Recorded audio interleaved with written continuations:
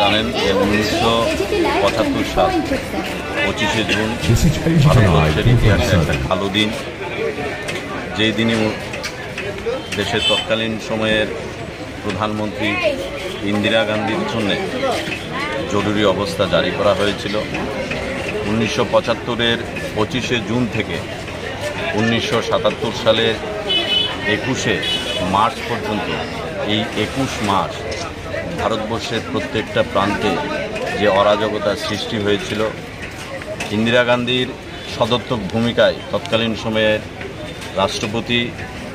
ফখরুদ্দিন আলী আহমেদ ওনার দ্বারা এই জরুরি অবস্থা জারি করা হয়েছিল এবং এই জরুরি অবস্থা জারি করার ফলে সারা দেশব্যাপী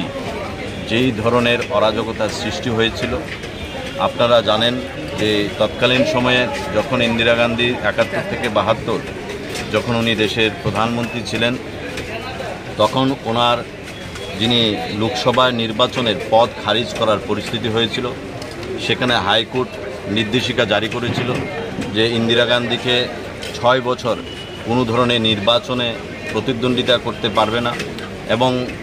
সেই হাইকোর্টের আপিল সুপ্রিম কোর্টের যখন নিয়ে গিয়েছিল, সুপ্রিম কোর্টও হাইকোর্টের যে ভার্ডিক্ট